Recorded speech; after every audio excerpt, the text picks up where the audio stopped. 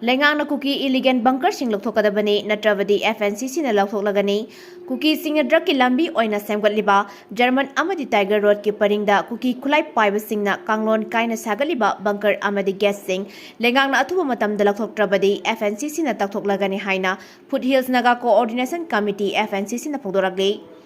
FNCC na thadorakpa cherol amada Kuki inpi Manipur kemna lobby tawguna drug ki lambi German amadi Tiger Road semgatna honarakliba asina Naga singi thamoi kaihale hyriba lambi asigi project adu India lenga ki awangwa thakta leba Ministry of Donor Joint Director oina leba Pausi Muang tulut ki mat khuthangda thajin ke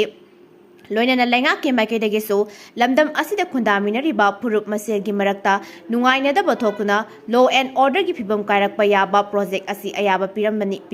pirambani hanadagi hauna Kuki Singna National Highway number 2 da blockade tataduna free movement lehandanaba kanglon kaina miyam digi nam hadna sian munbagi tabak tataduna lakli Makoina handak demand toriba drug ki lambi asi chawkhat thorang amadi afaba lambi da sijinnaba nate makoi gi yamna phatraba criminal oiba thabak thoram sing maning tamna chathaba yanaba honarakpa thorangi hairiba lambi asi Kuki khulai paiba amadi makoi gi phatraba thabak thoram sing da saruk yariba Kuki CSO gi leader sing gi aronba lambi amani lambi asi makoi gi narcotic drug amadi illegal army sing Myanmar dagi Manipur da puslangna bagi asoba fauna lambi oirakadoribani Reddit na phone ki badata amagi matungina lisingani tara fawada drug kamari leinaba case ta fakiba amadi conviction ta khraba drug trafficker chanipan ga humputara humdoi de Kuki furup tagini masina Kuki furup asi state asida chathaba drug ki karbada khwaidagi chauna yaure takpani hojik leiriba national highway sing da kanglon kaina miyamdagi sen munba amadi tax khongotuna nongmada lupa crore kya Kuki sing na talibani Handak makoina nagagi khulsing phawna kangpokpidagi Churasampur taba lambi semgatliba asina security force amadi police ki legal check post sing amata lambi asida lehendana Kuki militant sing na pung kunmari maning tamna khusu khulai amadi drug puthok pusin tawguna drug ki lambi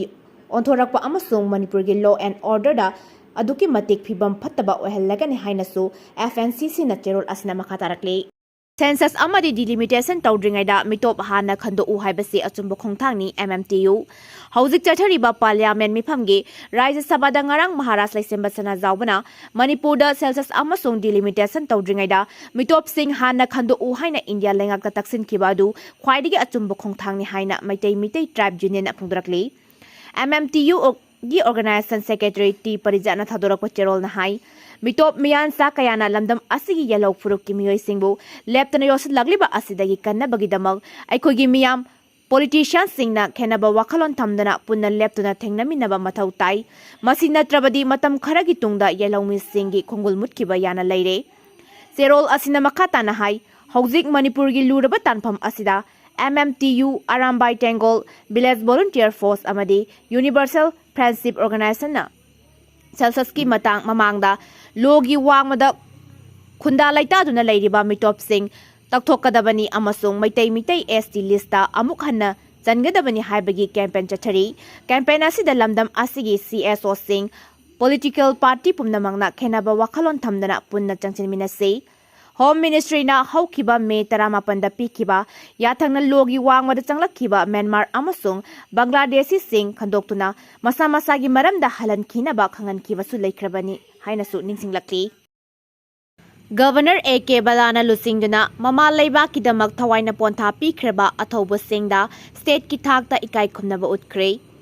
Samaga kuntra mari raksuba marebak ningba athoba singe nomad ngasi Patriot Day gi thoram ngasi Manipur amadi Manipur gi wangwa yauna mafam kya da pangthokle mapungoina thoram ase state lengak na sinduna ngasi Governor Ajay Kumar Balana Luchingba mama lebaki damak thawaina pontha pikraba Trike Dajit amadi Thangan Generengi mafamda hailei katuna ikai khumnaba utkhe thoram asigi manung chana ngasi ayuk ki matamda Governor A.K. Balana Luchingba Hicham Yaicham Pata Leiba Bir Trike Dajit ke aroiba mathau mangam pangthokkiba mafamda lei sukatuna ikai khumnaba utkhe thoram maduda hanigi chief minister Nongthombam Biren amadi atai MLA sing police amadi civil makok thongba kaya su saruk yake Manipur Rifles ki personnel sing na gun salute peke thorangam mari leinana hanagi CM N Biren na phungdokkibada maithiragani khangna इरेबाक इरमदम कन्नब होनबदा नोंगना थवाइना पोंथा पीखिबा अथौबसिंगना थंबिरंबा इरमदम कन्नबा अखोय Pune लेटमिनसे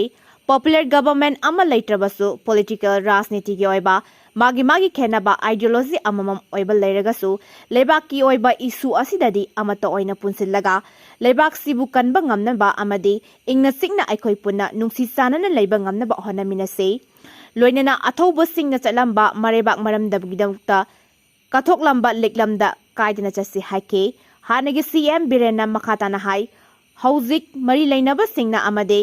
governor MLA Singh पाउ फांगोदना इरांग असि अथुबदा लोइसिनबा कना honorary हाइके MLA सिंगना मथौ मसक खंगदबना India की लुचिंबा सिंगना Manipur उसित्तबनी MLA सिंगना मथौ मसक खंगदबा अमदे mama लेबाक नुसिबा वापना मरम ओइरगा India की लुचिंबा सिंगना मणिपुर की मियामबु उसित्तबनी हाइना जस्टिस कमिटी की चेयरमैन जयचंद्र कोंथौजमना फोंदोक्रे कुमजा लिसिंग बचनी पान मरफुतरा माथोगी एंग्लो मणिपुर वार्ड लेखिद्रबा मसक खंगौबा अमदि खंगौदबा अथौबा सिंगे अमतंगायरबा खुबम अमा सेमगतपदा तंगाय फदे हाइना पलदुना महाकना हाइके इपा इपु सिंगना इमालेबा किदमक थवाई कटखिबनी बिखा पोना हिंगदबगी सरुक नोमता ओइरबसु निंगतमना हिंगमना सरुक चामा हेना फै हाइना मसा मसु ओइबा अखोयदा पाउजन पिरामी ngasi मिरोना इपा इपु सिंगी काय खुमनबा उत्पगा लोइनना अवांग थाकता थागतपा हाइबसी तंगाय फदबा थौदांगनी ngasi अखोयना मालेंगी मिया ममांगदा चाउथोकसरिबसे इपा इपु सिंगी खुदोलनी मिटोप की खुतगी इमालेबा कनगे हाइरबदी अथौबो सिंगना सखिबा लिकलम सिंग अदुदा अखोयसु सतपताई फुरुप असि कन्नबगिदमक सीबा कीदना हिंगबा मथौताई मणिपुरदा कांगलुप की इरांग थोंगलकपा चाही अनि मखाई फारकलबसु प्राइम मिनिस्टर न थौसाद्रिबसे मणिपुर मियामबु करिसु लैतना खनबनी हाइके